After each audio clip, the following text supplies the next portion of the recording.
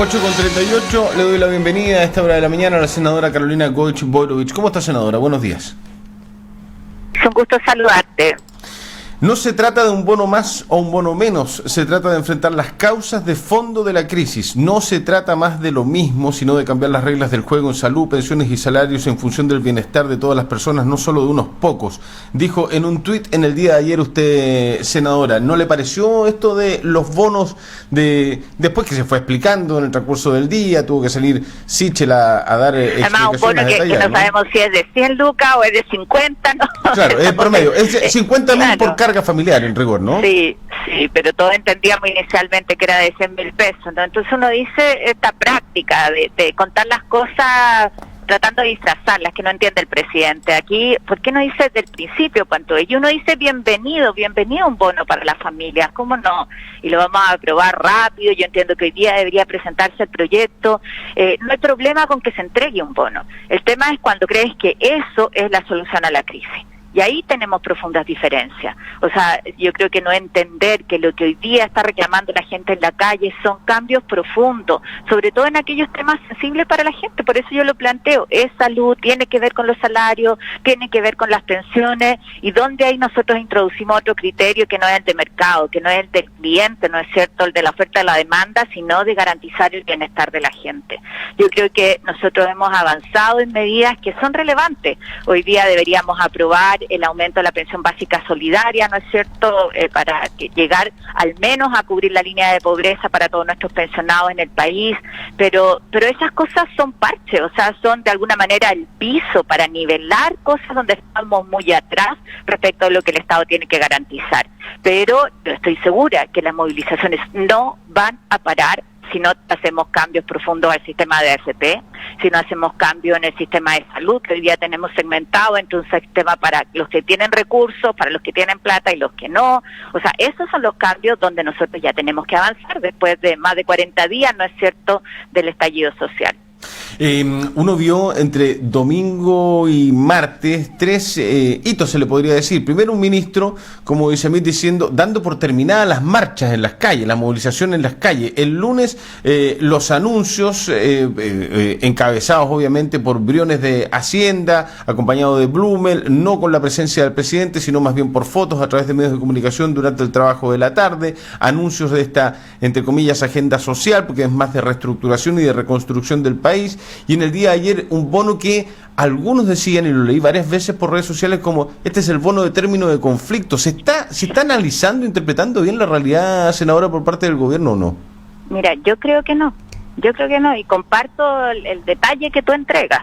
O sea, insisto, son cosas valiosas. Ayer el ministro detalló en una sesión especial que tuvimos en el Senado cuáles son las medidas para enfrentar la crisis económica, donde uno dice, por supuesto, aquí tenemos que generar alternativas para la gente que está perdiendo sus empleos, una inyección a la avena para las pequeñas empresas, donde uno decía, ojalá esto sea sin letra chica también, que no le exijan el tener sus cuotas al día, porque sabemos que ese es el impedimento de que le renegocien un crédito en la banca, o cuando te piden requisitos que son imposibles de cumplir, o darle varios meses de gracia, porque si no una pequeña empresa que vive al día, que vive al mes, no va a poder levantarse.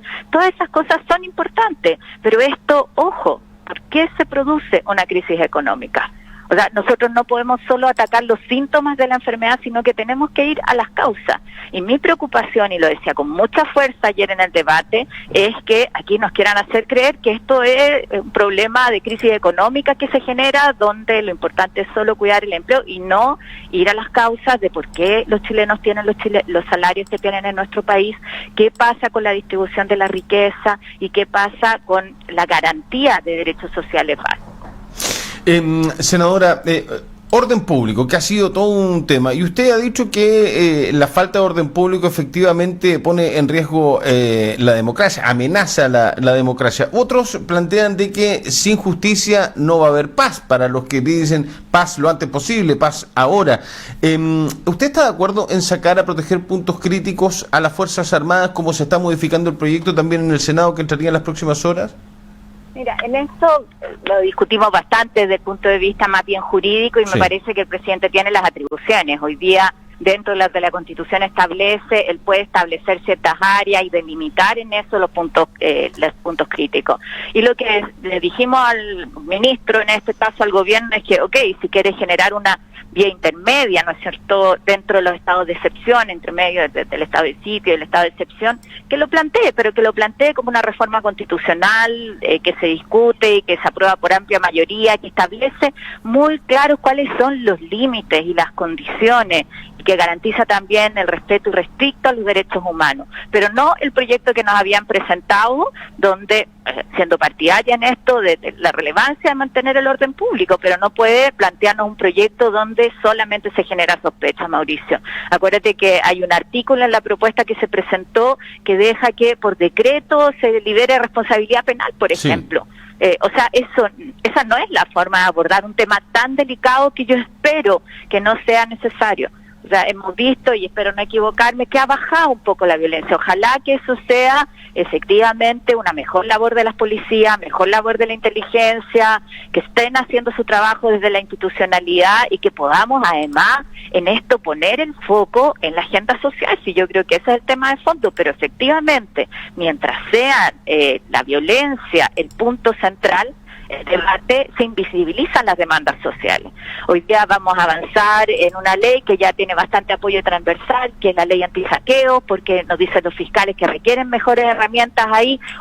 Las entregamos, eso mucho más que el tema de los encapuchados, hemos llegado a la conclusión que es ahí donde hay más vacío en nuestra legislación, entonces aprobémoslo, pero en la línea de cómo nosotros vamos aquietando, nosotros vamos garantizando a la gente la paz social necesaria para avanzar en los temas de fondo. Ya, pero si se modifica, y en esta discusión me imagino que llegaron a acuerdos para que se presente un nuevo proyecto y que en punto muerto, me imagino yo, el que ingresó a principio de semana, y este nuevo proyecto con estas modificaciones jurídicas, entendiendo que no es necesario pedir la aceptación del Congreso, porque el presidente tiene las condiciones jurídicas también para poder sacar a las Fuerzas Armadas a la calle o a proteger estos puntos críticos. Pero en base a esta modificación, ¿usted va a aprobar, va a apoyar el proyecto para que salgan a proteger? Por supuesto, o sea, la idea de hacer la modificación y que sea una reforma constitucional, acuérdate que ahí se requiere un quórum mucho más alto, no es solo la mitad de los senadores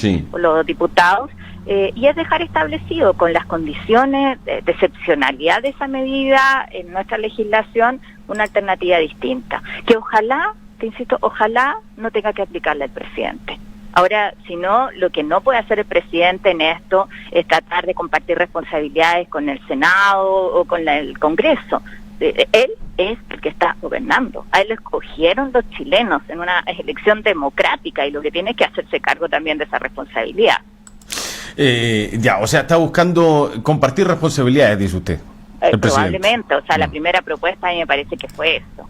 Entonces, digo, acá cada uno tiene que hacer su trabajo. Nosotros en el Parlamento lo estamos haciendo, y espero que además pongamos un poquito más de fuerza. Espero que hoy día ya tengamos claridad sobre el cumplimiento del acuerdo constitucional. Creo que ha sido muy dañino este debate que se ha generado durante esta semana después de que se suscribe el acuerdo para una nueva constitución, y queda como la sospecha de que en realidad que se quería abrir tanto la participación a los independientes, a la gente. Yo creo que ahí es súper importante, Mauricio, decir que sí, que eso es lo que queremos, que haya una asamblea constituyente en esto, que sea abierta, representativa, una elección democrática, que no esté cerrada a los partidos, que existan más mujeres, ¿no es cierto?, garanticemos lo que participen los pueblos originarios, pero eso requiere un acuerdo rápido.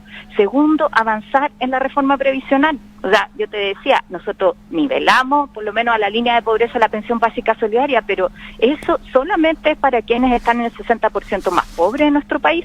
¿Qué pasa con los personas de clase media? ¿Qué pasa con la profesora que cuando estaba activa ganaba 1.200.000 pesos y después le baja su pensión a 200? Ahí tenemos que avanzar en la tramitación del proyecto que está hoy día en la Cámara de Diputados, y uno dice, ya lleva más de un año en la Cámara, por favor avancemos al segundo trámite. Y lo tercero, la reforma a salud, donde hemos avanzado en algunos temas de medicamentos, pero que uno sabe que son una partecita nomás del problema estructural que tenemos en la salud en Chile.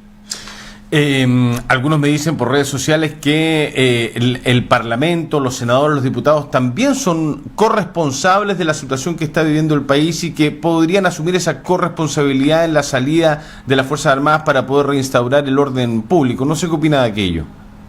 Te insisto, o sea, nuestra Constitución hoy día establece esa herramienta y le corresponde al presidente asumirla. Nosotros en esto hacemos también nuestra tarea, y usted lo señalaba, en términos de revisar legislación. Le dijimos al presidente, si quiere una reforma constitucional, para eso estamos dispuestos por esa vía, que es la que corresponde, a hacer las modificaciones.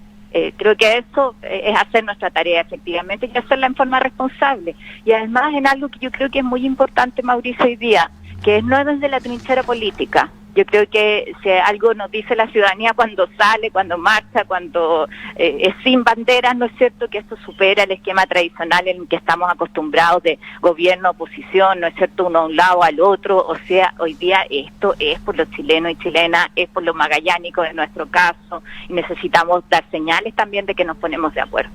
Entiendo, le voy a preguntar respecto de dos cosas en una, senadora, porque entiendo que el lunes se reunió antes de ayer con el subsecretario de Desarrollo Regional, a quien se le solicitó la nivelación del bono de zona extrema para los funcionarios públicos. Pero además, paralelamente, en las últimas horas la ANEF ha denunciado el despido injustificado de 6 funcionarios públicos, entre ellos los médicos del COMPIN. Fíjese, solicitaron al intendente que revise los casos acaecidos en la Seremi de Salud, de Desarrollo Social y en Cernatur también. No sé si tiene información aquello y si me puede contar de esta reunión con el señor Flores.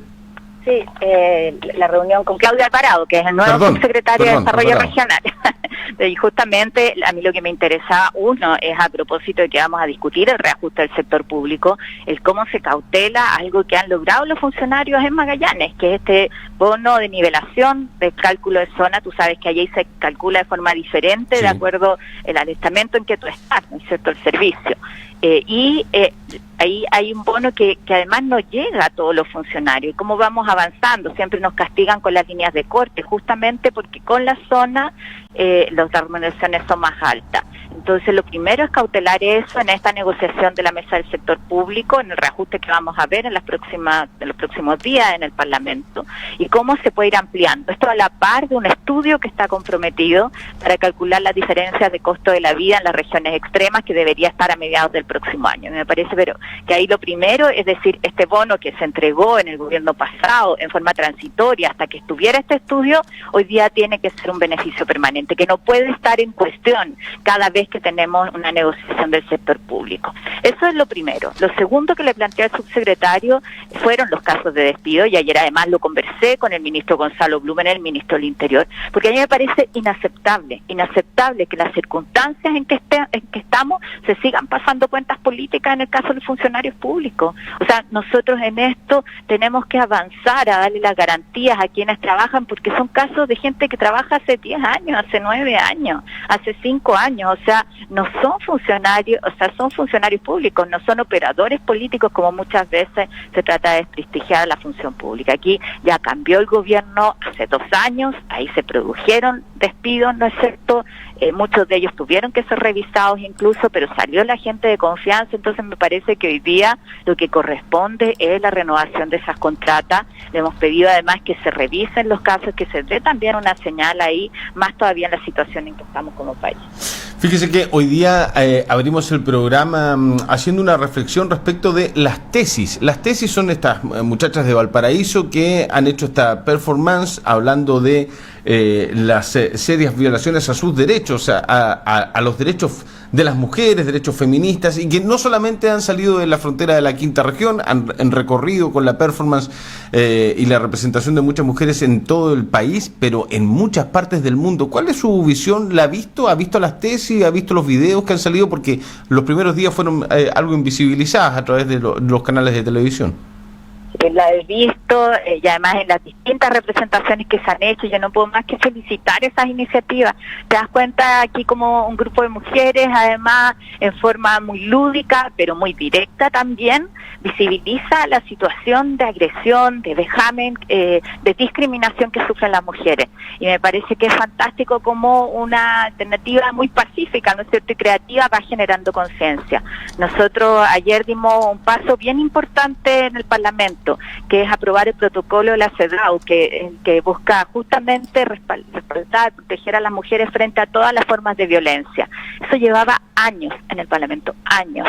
Y uno dice, era básico, ¿no es cierto? Es parte de los acuerdos internacionales a los que se suma nuestro país para decir no a las agresiones contra las mujeres, no a las violaciones hacia las mujeres, no a esto de tratar de justificar una cultura que es porque usa la falda corta, que es porque provocaste, que te lo merecías, no. O sea, aquí nosotros yo creo que tenemos que hacernos cargo como país de una cultura que es distinta, que es una cultura del respeto. Así que solamente respaldarlo, y creo que ahí necesitamos reaccionar como sociedad. Muchos dicen marcharon, tuvimos la marcha feminista y después vimos que seguían matando a mujeres en manos de sus parejas, que seguían muriendo mujeres en manos de sus parejas, ¿no es cierto? Un tema que hemos venido trabajando hace tanto tiempo. O sea, aquí yo creo que toda la sociedad se tiene que levantar con mucha fuerza para terminar con todas las formas de violencia y agresión hacia la mujer. Senadora, el fin de semana salen algunos resultados de consultas que hicieron a 50 mujeres y 50 hombres. Más del 90% no conoce ni siquiera cómo se llama el intendente de la región, no reconoce ni sabe los nombres de las seremis íconos, como es una vocera, una viceremi, etcétera. Eso, ¿cómo se toma en términos políticos? Porque yo me imagino que eso va de la mano, y así lo entiende, por lo menos lo entiendo yo así, eso va de la mano con el liderazgo, liderar procesos, proyectos, administraciones, y cuando no se conocen los nombres, cuando no se reconocen los rostros o las figuras políticas o que gobiernan, estamos un poquitito sin timón, ¿no? Por supuesto, o sea, yo creo que es un fuerte tirón de oreja, y ahí me parece muy oportuno lo que se hizo. O sea, además es el tercer intendente que tiene este gobierno. Entonces uno dice, aquí se necesita un equipo que esté en terreno, que trabaja, que haga su pega.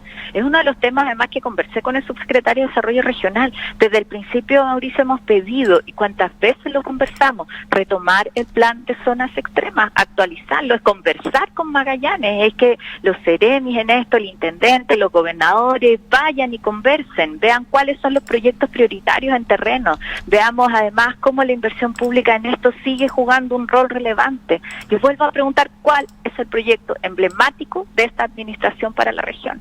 Entonces creo que esos datos dan cuenta de que este gobierno está al debe con Magallanes, está absolutamente al debe. O sea, creo que más allá de que uno puede tener simpatía, ¿no es cierto?, las características personales del intendente, aquí hay un tema político y hay un tema de cuál es el trabajo, cuál es la importancia que este gobierno le ha dado a nuestra región.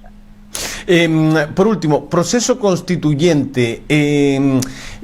La verdad, ha sido muy desagradable para muchos ver en cómo está nuevamente esto, todos los días con diferencias, puntos muertos en negociaciones, no se quieren los cupos garantizados en la equidad de género para pueblos originarios y otros también.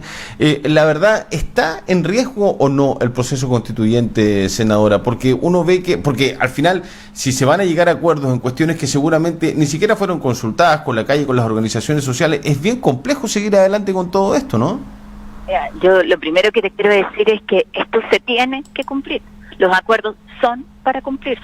O sea, acá se les acaba el tiempo, y a los presidentes de partido y a quienes están en la mesa de negociación, para dar cuenta de que efectivamente el acuerdo fue para cumplirse. Hay un acuerdo público que se hace frente a la ciudadanía. Entonces, lo que no puede pasar es que esto se caiga.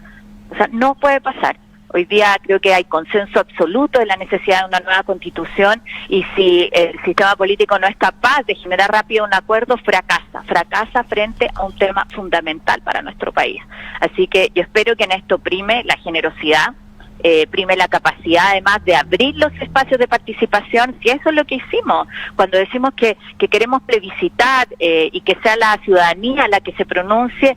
Eso es lo que tiene que hacer el sistema político, ¿no es cierto? Trazar la línea, generar las condiciones para eso, pero eso no puede ponerse en riesgo, o sea, por una responsabilidad frente al país, para ser parte de la solución y no ser parte del problema. Así que yo espero insisto, te espero, así se lo hemos planteado a varios de los que están participando en la mesa, que se honre el acuerdo y que pronto podamos discutir el proyecto para aprobar el mecanismo que permita cambiar nuestra Constitución. Oiga, lo último, me hacen un comentario muy atingente, ¿no? Que se nos olvida a los magallánicos, pues, y ha pasado un poco desapercibido, que era noticia hace 2 meses, pero bueno, ha cambiado tanto el país con todo lo que ha sucedido. ¿Qué ha pasado con los 500 años, senadora? ¿Ha sabido algo usted de la celebración, de las actividades? Porque me imagino que esta comisión que se reúne en Santiago, más encima, no acá en Punta Arena, ya no se está juntando, no se está reuniendo.